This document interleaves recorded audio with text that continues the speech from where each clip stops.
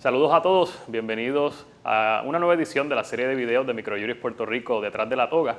Hoy tenemos el honor que esté con nosotros el juez asociado del Tribunal Supremo de Puerto Rico, el honorable Roberto Filiberti Cintrón. Juez, muy agradecido de que aceptara nuestra invitación. Gracias a ustedes por estar aquí. Queremos comenzar la entrevista preguntándole acerca de cómo fue su niñez, cómo fue su experiencia de joven con su familia. Bueno, yo nací en San Juan, pero me crié en la urbanización Sagrado Corazón en Cupey. Yo vengo de una familia pequeña, pero muy unida, muy unida. Tengo un hermano mayor, dos hermanas menores y mi mamá pues se quedó cuidándonos a nosotros y mi papá era vendedor de seguros de vida. Estudié en la Academia Nuestra Señora de la Providencia, ahí mismo en Cupey, desde pre-kinder, cuando todavía había monjas en la escuela, hasta graduarme de cuarto año. Pues tengo entendido que desde muy joven aprendió lo que es la cultura laboral, lo que es trabajar y para ganarse el sustento. Cuenta algunas anécdotas de trabajo ya de adolescente, ya estaba con las mangas puestas. Sí, yo desde chiquito diría, cerca de mi casa había un centro comercial, que había farmacia, cafetería, colmado. Trabajé en el colmado de Bagger, trabajé en la farmacia marcando mercancía, acomodando mercancía de cajero. También trabajé repartiendo flyers de negocios en las casas. Cuando estaba en la escuela, cada vez que había una actividad de recaudación de fondos, que había que vender dulces, chocolates, casi siempre era los más que vendía porque cogía los chocolates y iba a todos lados vendiendo. También acostumbraba mucho cuando estaba fuera de la escuela, en mi tiempo libre, pues jugar con mis amigos. Me pasaba corriendo bicicleta, jugando baloncesto. Siempre me gustaron los deportes, béisbol, jugamos de todo, kicking ball, juegos de mesa, jugábamos monopolio, ajedrez. Siempre éramos bien activos. Sin embargo, una época en que no había celulares, pero cuando llegaba la hora de cenar siempre estábamos de vuelta en las casas el resto del día pues la pasábamos por ahí jugando en el parque, etc. Pues quizás no mucha gente conoce este dato y me parece muy curioso. ¿Cómo usted termina estudiando un bachillerato en ciencia? Y no tan solo un bachillerato en ciencia, sino en la Universidad de Purdue en Indiana. Sí, bueno, en la escuela superior siempre me gustaban las ciencias, pero sobre todo las matemáticas. Y pues cuando llegó ese momento de decidir dónde iba a estudiar y qué iba a estudiar, pensé que a lo mejor la ingeniería era el campo correcto y por eso decidí ir a Purdue. Purdue es una universidad mayormente conocida por ingeniería. En estos días que salió la película First Man de la vida de Neil Armstrong, el primer hombre en caminar en la luna, él estudió en Purdue, fue una de las personas, allí tiene un programa de ingeniería aeronáutica más otros tipos de ingeniería excelentes. En el primer semestre en Purdue yo tomé esta clase que era de Engineering Lectures, que cada clase hablaban de un tipo distinto de ingeniería. Y para el final del semestre me di cuenta que ninguna de verdad me llamaba la atención. Así que al concluir el semestre me cambié a la escuela de ciencias y dije, voy a seguir tomando clases hasta que encuentre, ¿verdad? My real calling, como dice, lo que verdaderamente quiero hacer.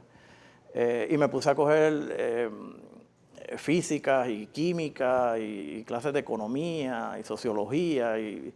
Pero tengo que admitir que al final de los 4 años terminé graduándome con un bachillerato en ciencias con concentración en matemáticas. Así que hasta ese momento todavía no había encontrado lo que realmente quería hacer en mi vida profesional. Tengo entendido que en sus años de bachillerato algo sucedió en su familia que puso en riesgo su continuidad de los estudios en esa universidad, sí. Que usted terminó un verano en un entrenamiento del Navy. Me dicen que era muy bueno y muy talentoso porque terminó con unos músculos bien fuertes. ¿Eso es correcto? Sí, es correcto, pero tiene su explicación. Sí, después de mi segundo año de universidad, mi papá perdió el trabajo. Y pues yo después de haber estado en Purdue por 2 años, pues quería terminar allá. Eso pues es un sacrificio, ¿verdad? Uno irse de su casa, llegar a un sitio que uno pues, yo sabía escribir inglés, lo entendía bastante bien, me dio trabajo hablarlo, no era fácil. Todavía al día de hoy lo hablo con acento, pero me doy a entender. Y nada, esos sacrificios, yo quería terminar allá, era algo que quería terminar allá y gracias a Dios pues tenía buenas notas y solicité una beca con el Navy. Mi papá había servido en el Navy, así que solicité una beca de estudio y me la dieron, pero estaba sujeto a que fuera un entrenamiento en el verano después de mi año sophomore. Y fue en Newport, Rhode Island, en Naval Science Institute, porque tenía que tomar las clases y el entrenamiento que no había tomado en ROTC durante los primeros 2 años de universidad. Y llegué ahí, y tengo que admitir que, pues, por lo regular, se sabe que los puertorriqueños vestimos bien. Y yo iba en una guagua, ¿verdad? Cuando llegué al campamento y me dio la mala idea de ir en chaqueta y corbata. Y desde que me bajé de la guagua, nos entrenaron los Marines y Marine le dio por llamarme The Executive y me puso a marchar y a hacer push-up. Desde que me bajé de la guagua no me dejó ni cambiarme. Así que en mi chaqueta y corbata estuve todo el día marchando bajo el sol y no fue muy agradable. Y la razón por la que dice que llegué fuerte es pues, en estos entrenamientos, pues cada vez que uno hace algo mal lo ponen a hacer push-ups. Así que yo no sabía brillar zapatos, no sabía brillar hebilla, no sabía hacer muchas cosas, así que cada vez que hacía algo mal tenía que hacer push-ups, así que sí, yo era bien delgado y cuando llegué a Puerto Rico, luego de terminar el campamento estaba así de fuerte porque me pasé haciendo push-ups. Algo ocurre luego que usted sale de bachillerato que cambia su carrera y su giro profesional porque comienza a tener contacto con el mundo de las leyes.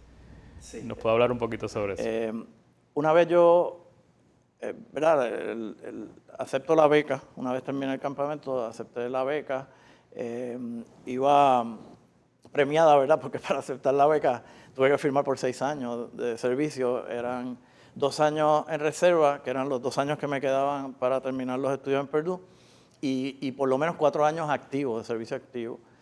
Pero otra vez, yo quería terminar mis estudios en Purdue, así que ni lo pensé, firmé. Y una vez me gradué de Purdue, me comisionaron como oficial de la Marina. Entonces me enviaron a escuelas oficiales, otra vez en Newport, Rhode Island.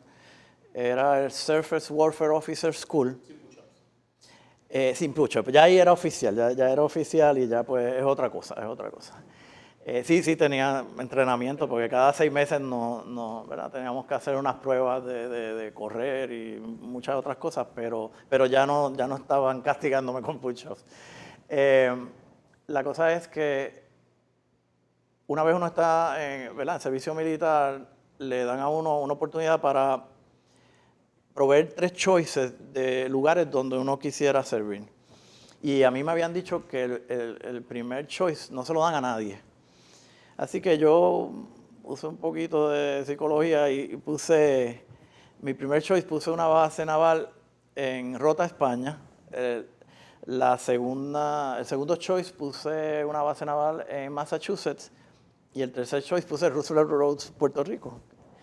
Y como son las cosas, un tiempo después recibí una llamada y me dijeron, vemos que uno de sus choices es Roosevelt Roads, Puerto Rico. Me dijeron que necesitaban una persona bilingüe, yo lo era, para una posición de legal officer en la base para poder trabajar con las autoridades locales, ¿verdad? Cuando los marinos se metían en problemas, etcétera, pues para poder trabajar con eso. Y me dijeron que había una clase, que no tenía que ser abogado, pero que tenía que ir a la Escuela de Leyes Militares y la escuela de leyes militares del Navy está ahí mismo en Newport, que se llama Naval Justice School. Y me dijeron, hay una clase que empieza ahora, te podemos sacar donde está, enviarte a Naval Justice School, y luego de eso, pues, te asignaríamos a Roosevelt Roads. Así que yo ni lo pensé, nunca había pensado en las leyes, pero inmediatamente dije que sí. Y hay una oportunidad de regresar a casa, así que dije que sí. Y tengo que decir que una vez estudié ahí en Naval Science Institute, me encantó lo que estaba haciendo. Una vez usted llega a Puerto Rico, usted sí comienza formalmente sus estudios de Derecho nocturno, con grandes sacrificios, y lo que eso conlleva. ¿No puede hablar de esa experiencia? Sí, una vez llegué a Puerto Rico y estoy en la base, estoy haciendo el trabajo legal, me encantó lo que estaba haciendo. Solicito y comienzo a estudiar de noche en la Escuela de Derecho de la UPI. Y en eso, pues, después que yo llevaba tantos años ya por mi cuenta, pues fue fundamental la ayuda de mis padres, porque entonces ellos residían en Guaynabo. Para ese entonces yo me mudé con ellos nuevamente. Y entonces yo comenzaba a trabajar en la base como a las 7:30 de la mañana. Así que trabajaba todo el día, tan pronto salía, viajaba directo a la Escuela de Derecho a coger clases. Tan pronto salía, pues para aquel entonces no es como ahora que uno puede conseguir los casos online. Tenía que sacarle copia a los casos cuando encontraba los libros. Entonces, una vez terminaba las clases, ponerme a estudiar. Llegaba tardísimo a la casa, pues, gracias a Dios por mi mamá, que era una santa, pues podía comer algo y estudiar hasta que no podía más. Al otro día me madrugaba, o sea, me levantaba como a las 5 de la mañana para entonces guiar hasta Roosevelt Roads. Para aquel entonces no había la Ruta 66, no estaba, así que el camino era más largo, más tedioso para llegar a Ceiba. Muchas veces estaba tan cansado, que tenía tanto sueño que para evitar quedarme dormido guiando, pues paraba a veces en un garaje, me compraba un refresco, ponía la música bien alto, bajaba la ventana para que entrara viento y me ponía a cantar. Y sí, yo tengo mucha admiración por las personas que estudian de noche porque ese es el sacrificio. Muchos de ellos no solo son profesionales, son padres de familia y es bien difícil. Y pues tengo mucha admiración porque lo viví y sé lo difícil que es. Luego que usted culmina sus estudios de Derecho en la Universidad de Puerto Rico, usted comienza su experiencia laboral más como en el mundo de las leyes, dentro del mundo de las leyes, en el Tribunal Federal. ¿Nos puede hablar un poquito de esos años? Sí, yo tuve dos experiencias. Tuve una antes de graduarme de la Escuela de Derecho y otra pues luego que me gradué. La primera fue, y ya para entonces había terminado mi servicio en el Navy. El año antes de graduarme de la Escuela de Derecho, hice mi práctica jurídica en el Tribunal Federal. Entonces, trabajé con uno de los jueces y una vez me gradué de Derecho, comencé como oficial jurídico en el Tribunal Federal también, que ahí estuve por año y medio. Bueno, me dicen que usted estuve preguntando por ahí, me dicen que usted es un gran cuidador de Pascuas. ¿De dónde sale eso? Bueno, la primera experiencia que tuve en el Tribunal Federal, ¿verdad? Que fue mi primera experiencia trabajando para un juez, era verano. Él estaba en la reserva del Navy, que yo lo había conocido mientras yo trabajaba en el Navy, y él iba a hacer su servicio activo en la base. Y antes de irse, pues me asignó los casos que quería con los que quería que lo ayudara. Pero me hizo un requerimiento especial y es que me dijo, mira, yo tengo esta Pascua aquí, es una Pascua preciosa, ya estamos en verano, o sea, llevaba mucho tiempo y de verdad que era hermosa. Y me dice, me interesa mucho que me cuides la Pascua en lo que yo estoy fuera. Y yo fui el único que me quedé en la oficina porque entonces su oficial jurídico y su secretaria también se iban de vacaciones. Así que yo nunca había cuidado una planta en mi vida, así que yo le dije, no hay problema, yo voy a echarle agua.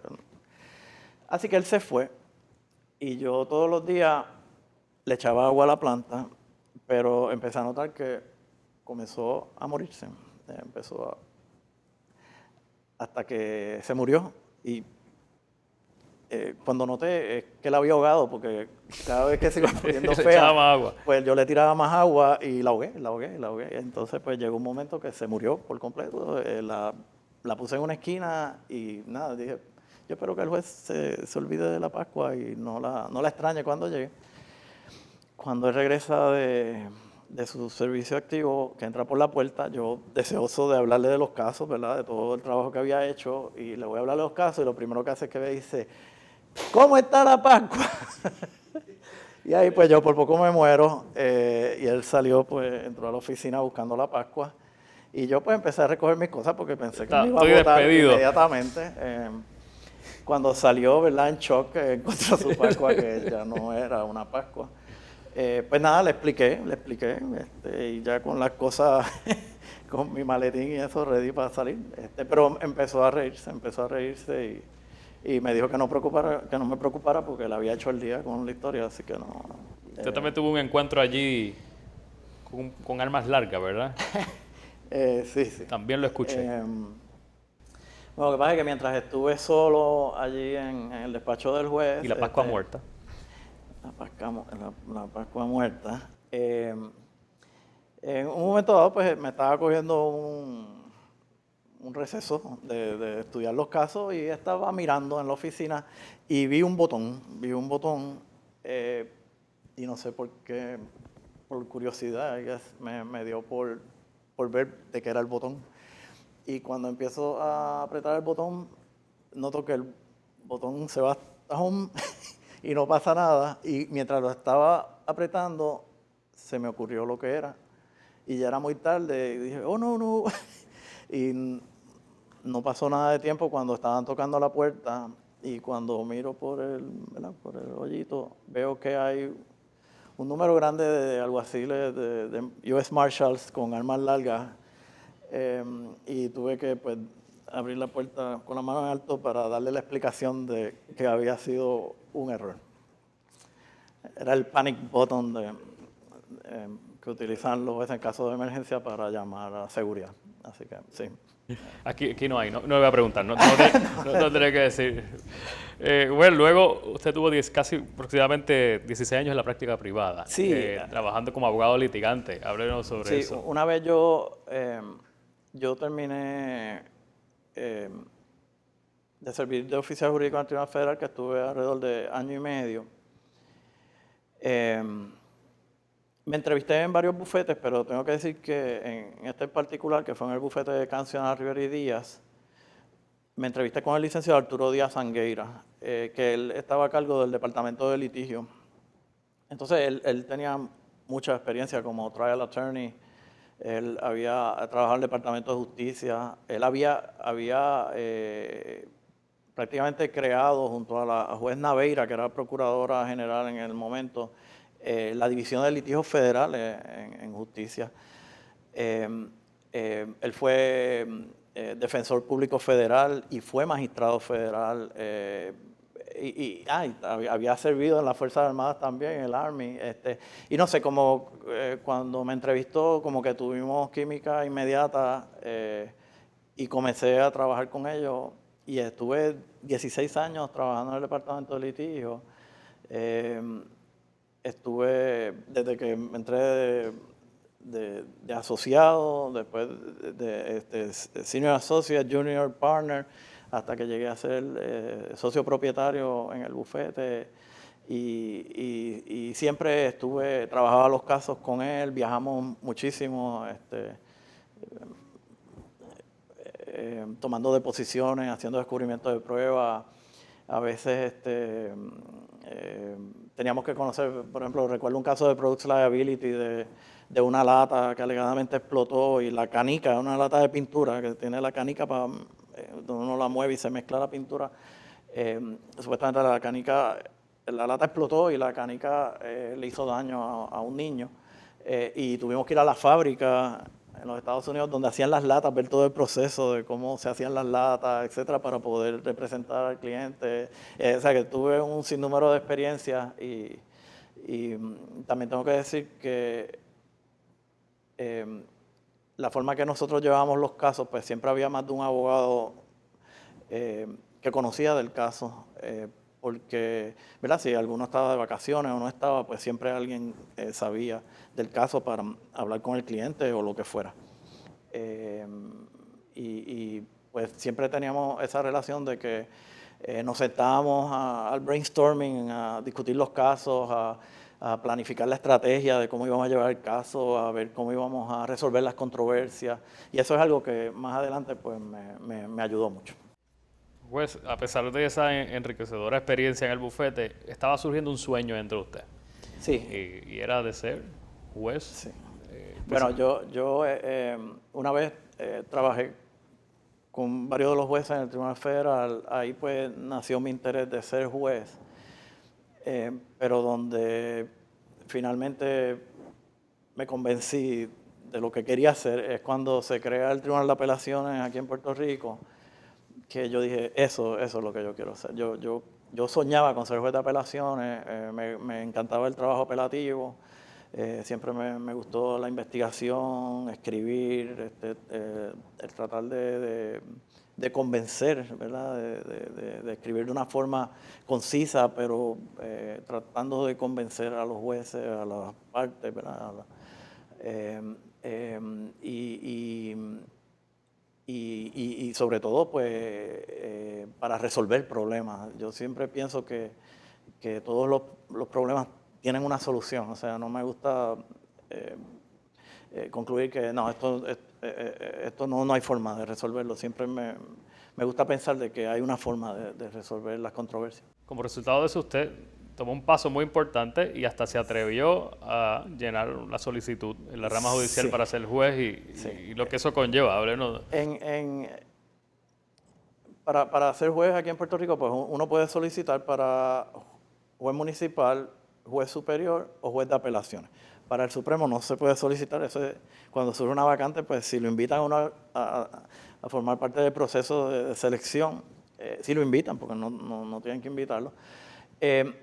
Yo estaba claro que yo quería ser juez de apelaciones. Uno puede solicitar en la alternativa, puede decir, pues, solicito para juez municipal o juez superior, o juez superior, juez de apelaciones. Yo solicité para juez de apelaciones. A mí me interesaba ser juez de apelaciones. Y cuando yo solicito, que fue a principios del 2009, ya yo era socio propietario en el bufete, yo no quería que mis socios fueran a pensar de que yo estaba buscando trabajo, porque yo estaba muy contento en el bufete, ese no era el punto, es que ese trabajo era mi sueño. Y entonces, pues, en ese momento yo me dije a mí mismo, nunca voy a ser juez, pero es que nunca ni siquiera he sometido la solicitud. Así que en ese momento dije, lo voy a hacer y que sea lo que Dios quiera, pero si no lo hago, pues siempre me voy a quedar con eso por dentro, porque nunca se dio, porque nunca ni siquiera solicité. Así que busqué la solicitud a la Oficina de Nombramientos Judiciales de la Fortaleza, la llené. Eso es un proceso bien tedioso, porque eso prácticamente hay que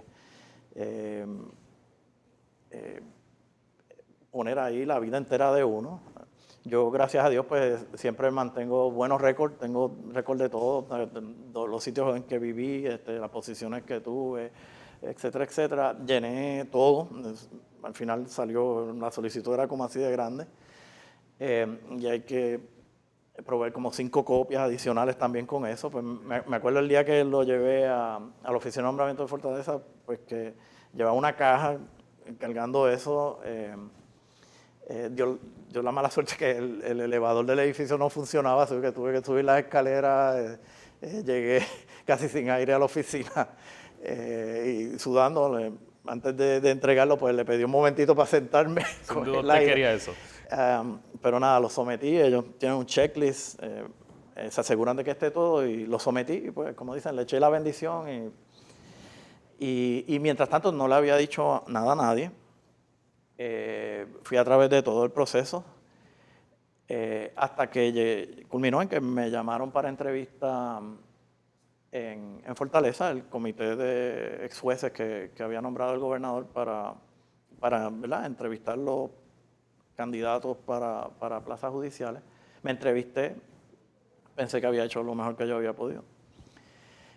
Y recuerdo que un sábado, a mí me gusta mucho el área de Fajardo, estaba en Fajardo con mi familia y sonó mi celular y decía block. Y gracias a Dios que lo contesté, porque cuando contesté el teléfono era el gobernador que estaba en la otra línea, al otro lado de la línea.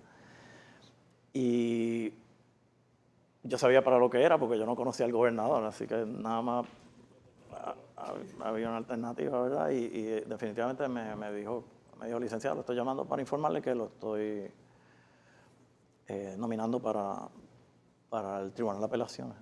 Y todo lo que recuerdo de la llamada es que le di las gracias, pero me emocioné tanto porque me pasaron tantas cosas por mi mente que se estaba dando mi sueño, que no me acuerdo nada más de la conversación. Y pues el gobernador en algún momento se dio cuenta que yo no estaba contestando y él no sabe que estaba emocionado, no podía hablar. Así que me dijo, bueno, pues licenciado, felicidades. El lunes pasé por la oficina de nombramiento judicial a buscar la carta de nombramiento para llevarla al Senado para comenzar el proceso de confirmación allá. Así que, nada, una vez pues terminó la conversación, pues se lo dije a mi familia. Y entonces el lunes fui a la oficina de nombramientos judiciales y hablé con la abogada que dirigía la oficina y le dije, por favor, cuando vea al gobernador, explícale que la razón por la que yo no hablaba es porque estaba emocionado, no es que no quería hablar con él. Y así pues, luego el Senado pues me confirma y comienzo a trabajar en el Tribunal de Apelaciones.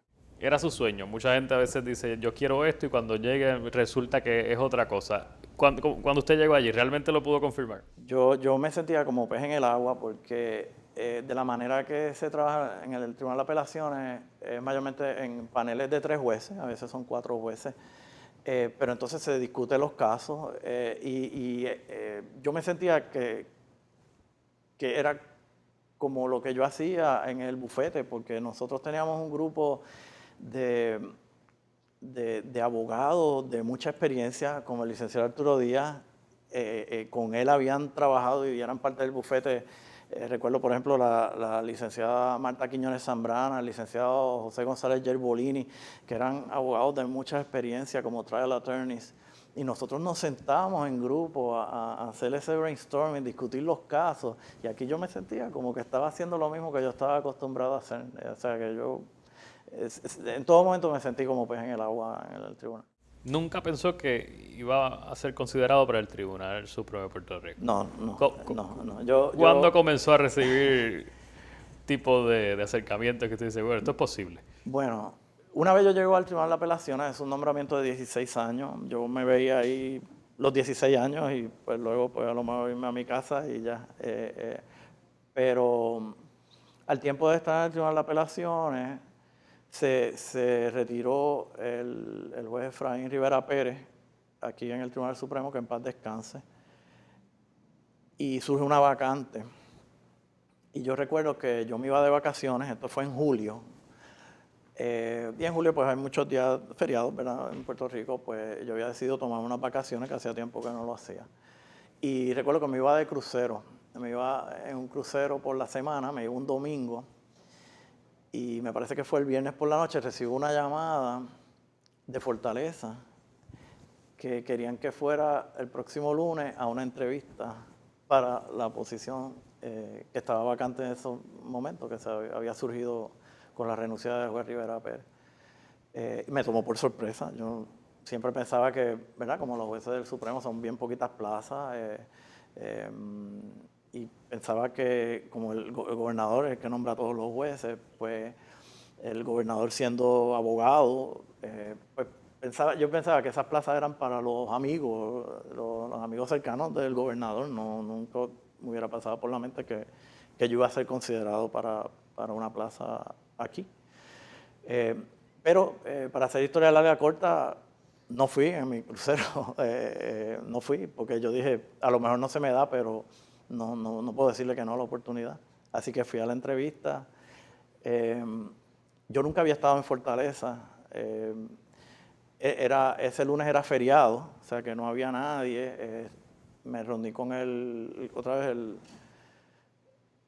el comité evaluador de los ex jueces que el gobernador había nombrado para hacer el screening de los candidatos. Y una vez terminé esa entrevista, yo pensaba que me había ido bien, me dijeron, pues ahora lo vamos a llevar donde el gobernador. Y me llevaron, estaba el gobernador en su despacho en Fortaleza, trabajando, y que me asombró un poco, ¿verdad? Un día feriado y estaba el gobernador trabajando en su despacho. Me reuní con él, me entrevistó. Este proceso es bien confidencial, ¿verdad? Ellos quieren su espacio, los gobernadores, cuando van a hacer este tipo de nombramientos, porque no quieren esas presiones externas que empiecen a llamarlo. Mira, que me enteré que está entrevistando a fulanito, menganito, quiero que entreviste a otra persona. Sé que es bien confidencial, le piden a uno confidencialidad mantenerlo. Así que yo siempre he pensado que la mejor forma de mantener un secreto es no decírselo a nadie, porque si no, uno se lo dice al mejor amigo y le dice, te voy a contar esto, pero no se lo digas a nadie, entonces esa persona se lo va a decir al mejor amigo mira, te voy a decir esto, pero no se lo digas a nadie, cuando uno viene a ver lo sabe todo el mundo. Así que yo no se lo dije a nadie. ¿De verdad no se lo dijo a nadie? Fíjate, voy a decir esto que es un poco curioso, pero me ocurrió, no quiero olvidarme. Tengo que hacer la salvedad que en ese momento, una vez pasó, ¿verdad?, el proceso de entrevista, esta posición se la dieron al juez Carlos Rivera, que cuando yo vi las credenciales de él dije, se lo merecía sin lugar a dudas. O sea, pero el haber pasado por ese proceso me cambió mi forma de pensar. Yo dije, wow, si en algún momento surge una vacante, pues I guess que me puede pasar a mí, que me puede pasar a mí. Pero lo que quería decir con lo de no decirlo es porque más adelante, pues, si le hablo de cómo llegué aquí, cómo se me dio mi oportunidad. Puede elaborarlo. Luego que nombran al juez Carlos Rivera García, ocurre algo importante en el tribunal. Al tiempo de eso, pues, ¿verdad?, como la comunidad jurídica conoce, el Tribunal Supremo solicita que se amplíe, que se amplíe por 2 plazas más, de 7 a 9 jueces. Esa solicitud pasa a la legislatura, se aprueba una ley a esos efectos y el gobernador la firma. Así que, como en noviembre, una vez se aprueba esa ley y el gobernador la firma, yo recibo una llamada para que me querían entrevistar para una de esas 2 nuevas plazas. Fui al comité otra vez, era el mismo comité que me había entrevistado antes, me fue muy bien también. Pero en ese momento, en esa ocasión, no tuve una entrevista posterior con el gobernador. Nada, sé que se siguieron entrevistando personas, pasaron varios meses y no fue hasta mayo del 2011 que yo recibo una llamada. Estaba en el tribunal, me acuerdo que estaba en el tribunal de apelaciones trabajando y recibo una llamada en la tarde de Fortaleza y me dicen que el gobernador me quiere ver esa noche. Y nada, para hacer la historia larga corta, fui a ver al gobernador, me reuní con él, me entrevistó y al final de la entrevista pasó algo que no había pasado la vez anterior, que fue que me preguntó que si el teléfono al que me habían concedido si era mi celular personal. Y yo le dije que sí. Me fui para mi casa y al otro día, cuando estoy saliendo para el trabajo, me suena el celular y dice block. Y pues cuando contesto, era el gobernador y me dice que va a estar celebrando una conferencia de prensa donde va a estar anunciando mi nombramiento para el Tribunal Supremo. ¿Pudo haber más en esa ocasión? ¿Se quedó mudo de nuevo? No, esta vez no. Esta vez hablé y una de las cosas que sí me acuerdo, fuera de agradecérselo, ¿verdad? Que le pregunté que si podía llevar mi familia a la conferencia de prensa y me dijo que sí. Pues, mis padres, mi hija, pues, tuvieron oportunidad de estar presentes cuando él hizo el anuncio. Y para terminar, para no perder el hilo el hecho de que yo no se lo dije a nadie, que me habían entrevistado durante estos 2 procesos. Luego una persona, no voy a mencionar quién fue, pero en una ocasión me dijo, pues usted fue el único que no se lo dijo a nadie. Y yo sabía que era cierto, yo sabía que no se lo había dicho a nadie, pero no sabía cómo ellos sabían que yo no se lo había dicho a nadie. Y yo le dije, pero ¿cómo ustedes saben eso? Y me dijo, porque usted fue el único que nadie nos llamó sobre su entrevista. Nadie nos llamó para decirnos, mira, hoy que está considerando pues sí o no, pero considera o sea, nadie llamó al respecto. Así que ahí pues validó, ¿verdad? La forma mía de ser de ese tipo de cosas, pues hay que ser discreto y cuando hay cosas que no se deben hablar, pues no se hablan. Pues, ¿recuerda algo particular del día de su juramentación?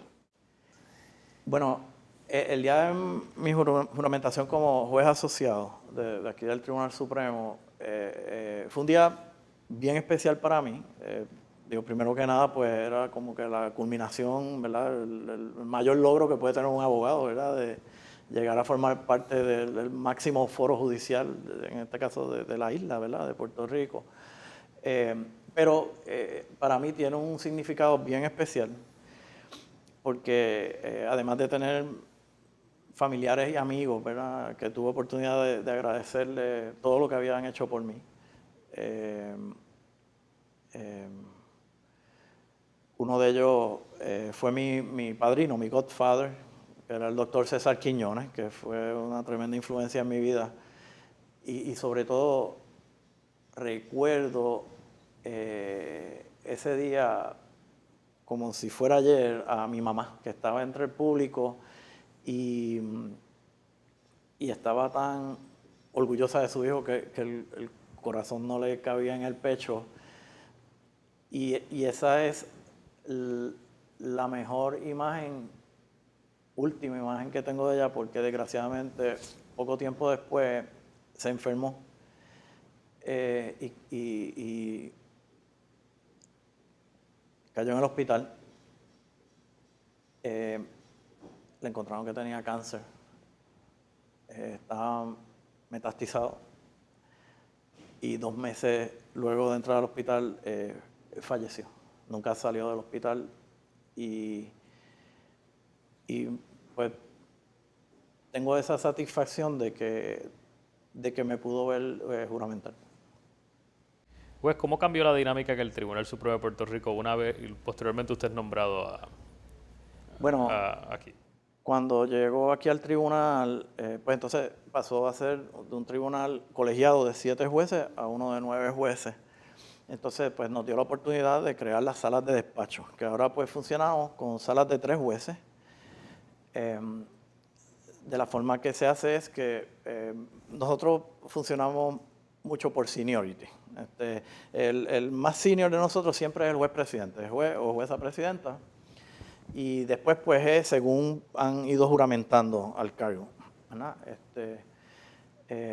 Así que de la forma que funciona es, las 3 salas de despacho, pues preside el más senior, ¿verdad? Las 3. Pues la jueza presidenta preside la sala 1, le sigue a ella la juez Rodríguez, que preside la próxima, y la tercera sala, pues el que sigue es el juez Martínez, que lo está presidiendo. Entonces ahora volvemos otra vez para el que le sigue de seniority, que en ese caso es la jueza Miller Pavón, que está entonces en la sala 1, el juez Koltov, sala 2, el juez Rivera, sala 3, entonces ahora voy yo, sala 1, el juez Estrella, sala 2, y la sala 3, el juez Colón. Entonces nosotros lo que hacemos es, nosotros nos reunimos todos los viernes a discutir los casos que se presentan ante nosotros. Los primeros 3 viernes de mes se reúnen las salas de 3 jueces cada uno, las 3 salas, pero por su cuenta. Y el último viernes de cada mes se celebra el pleno, que es cuando estamos los 9 jueces. Para beneficio de los estudiantes de Derecho, Sí. que estoy convencido que no Sí. saben de esta dinámica, ¿cómo es la relación allí en el Pleno? ¿Cómo es la dinámica en el Pleno? ¿Cómo funciona? Bueno, de la forma que funciona es, en las salas de despacho, nosotros determinamos, ¿verdad? Por mayoría de votos, ya por lo menos se necesitan 2 votos de 3, para denegar el recurso o recomendar que se expida. Entonces, aquí voy a hacer un paréntesis. Anteriormente, el tribunal había tenido 9 jueces y se había trabajado con salas de despacho de 3. Pero la razón por la que en aquella ocasión no funcionó fue porque cada sala estaba emitiendo sus determinaciones y podía haber 2 salas que estaban resolviendo la misma controversia y de manera distinta. En el Supremo, Dios En mío. el Supremo. Hoy en día no es así. Nosotros siempre, los 9, tenemos que votar en todo. O sea, que la sala de despacho nos permite agilizar el proceso. Yo estuve en litigio por 16 años. Muchas veces los casos se atrasaban porque había un backlog aquí de casos que no se estaba viendo. A veces, pues, entonces había una vista, el juez de instancia, ¿verdad? Quería ya celebrar el pretrial o el juicio, pero entonces venía una parte y decía, juez, no, todavía no, porque yo tengo un recurso de cerciorari pendiente en el Supremo, y a veces tardaba 1 año, 2 años, más tiempo, y a veces uno pensaba, wow, si lleva tanto tiempo es porque vieron algo, pero podían pasar 2 años y después llegar uno al lugar, o sea, y entonces ahora a nosotros nos permite que los recursos en verdad que son inmeritorios, que no vamos a expedir, poder despacharlo, entonces en la sala entonces el caso no se detiene abajo, o sea que lo estamos liquidando rápido. Nosotros estamos viendo casos del mes anterior, radicados del mes anterior, y entonces pues el tribunal está funcionando más eficientemente y podemos dedicarle más tiempo a los casos meritorios que estamos expidiendo y además de que nos da oportunidad de celebrar más vistas orales, y eso pues ahorita a lo mejor podemos abundar más sobre eso. Ok, pues en la sala de despacho, vamos a suponer, va a la primera sala y póngale que hay 2 de los 3 jueces que denegarían el recurso, pues se deniega. Las partes tienen 2 oportunidades para solicitar reconsideración, así que piden la primera reconsideración y ahora el recurso pasa a la segunda sala. Ahí viene, póngale que 2 jueces de los 3 lo deniegan, será una resolución denegando el recurso en la primera reconsideración. Si someten la segunda reconsideración, pasa para la próxima sala. O sea que al final del día lo vimos los 9 jueces. Si en esta sala 2 de los 3 jueces pedirían, pues entonces automáticamente pasa para el pleno. Entonces en el pleno lo discutimos los 9. Y en ocasiones son casos que ya lo hemos visto antes, o sea que lo vamos a ver otra vez. Pero entonces la diferencia también es de la forma que se hacía antes, que anteriormente pues a lo mejor el juez que iba a informar el caso pues lo tenía para no alugar. Ahora no, ahora la persona que lo está informando en el pleno es un juez que está recomendando expedir. Así que es como que la parte tiene un abogado, como tiene un abogado que está abogando porque el caso se expida. O sea, que va preparado entonces para el pleno para tratar de convencer a los otros 8 jueces de que se expida el caso. Y entonces, pues prácticamente así es que trabaja. Cuando vamos al pleno, pues entonces discutimos los casos y decidimos cuáles vamos a expedir y cuáles no. Bueno, mencionó ahorita los asuntos relacionados a las vistas de argumentación oral. En Puerto Rico hay críticas de que no se celebran tantos, que ahora se están celebrando mucho más. Hay un tipo de idea de que nunca se gana un caso en la vista de argumentación, pero se puede perder. Hay un tipo, ¿verdad?, de misticismo alrededor de todo. No, las vistas orales son excelentes en los casos apropiados. ¿Okay? Yo soy de los que pienso que no todos los casos se prestan para vista oral, pero primero, de la forma que estamos trabajando, pues tenemos más tiempo, ¿verdad?, para celebrar más vistas orales. Y como cuestión de estadística, ¿verdad?, el tribunal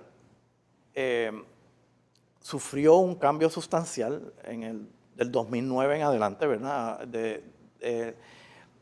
Cuando comenzó el año 2009, ahora mismo, en este mismo momento, solamente queda uno de los jueces que estaba en ese entonces, que es la juez Rodríguez. De ahí en adelante el tribunal ha cambiado grandemente, porque todos los que estamos ahora no estábamos antes de eso, con excepción de la juez Rodríguez. Así que 15 años antes del 2009 se había visto un total de 4 vistas orales. Del 2009 acá, que van alrededor de unos 9 años, se han visto 14 vistas orales. ¿Okay? Que hemos tenido oportunidad de hacer eso. Y cada vez que nosotros vemos un caso que entendemos que nos puede ayudar a resolver una controversia, que es un caso que se presta para vista oral, señalamos vista oral. Entonces, ok, en las vistas orales hay como que un misconception a veces, porque yo he oído personas que dicen, uno de los jueces no hizo preguntas, así que no sé por dónde va. Pero las vistas orales el propósito fundamental es contestar interrogantes que nosotros tengamos, que los jueces tengan. Porque recuerda que nosotros tenemos los alegatos, tenemos los briefs, ¿verdad? Y tenemos oportunidad de hacer nuestro propio estudio independiente de la controversia.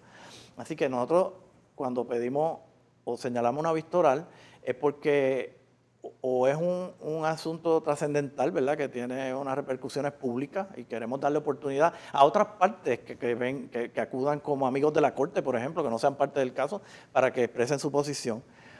O son casos en que a lo mejor no nos podemos poner de acuerdo, así que decimos, mira, a lo mejor nos puede ayudar una vista oral y celebrar una vista oral. En algunos casos, y hay que recordar que los 9 jueces ya nos estudiamos los casos en la sala de despacho, después en el pleno, y nos los vamos a estudiar otra vez en la vista oral. No hace falta que vengan a recitarnos lo que dicen los briefs, porque los briefs nosotros no los conocemos. La vista oral nos va a dar la oportunidad a nosotros a hacerle preguntas. Así que muchas veces nosotros interrumpimos a los abogados y le hacemos preguntas. Nosotros somos 9, así que nosotros nos reunimos antes también para discutir el caso, ya lo hemos hecho antes. Así que a veces yo sé las preguntas que van a hacer mis compañeros, ellos saben las preguntas que voy a hacer yo, así que a veces yo digo, pues si le hace la pregunta, yo no tengo necesidad de hacerla. Yo no voy a hacer una pregunta por escucharme a mí, yo estoy allí para escuchar a las partes. Si tengo preguntas las hago, pero si no tengo me voy a quedar callado. A veces de las mismas contestaciones surgen otras preguntas, pues se hacen. Pero eso de porque por ejemplo a veces se hacen preguntas y no quiere decir que es que yo vaya por ahí, es que quiero saber cuál es la contestación de la parte en cuanto a un asunto en específico. Después de la vista oral nosotros nos reunimos, los 9 jueces, y discutimos el caso y vamos a ver, y tomamos un voto preliminar de cómo lo estamos viendo. Y en su momento la jueza presidenta es la que asigna el caso para que se redacte la ponencia. Después eso se circula entre nosotros y uno a lo mejor se inclinaba para un lado inicialmente, a lo mejor cuando ve la ponencia cambia de parecer. Y entonces una vez se circula, pues el procedimiento interno que tenemos, pues nos da oportunidad para escribir, si queremos disentir, si queremos discutir el caso con el juez para pedirle que añada algo, que elimine algo. Y así hay que colegiar, hay que ser flexible, porque si no, no sale. Uno no puede ser inflexible, porque si no, no hay forma de sacar. Esto va a ser producto de los 9 jueces. De los 9. Juez, ahora una pregunta un poco más personal. ¿Qué hace el juez Feliberti Cintrón para librar estrés cuando tiene que leerse todos esos recursos que pesan como 3 libras cada uno, para quitarse la carga del trabajo diario?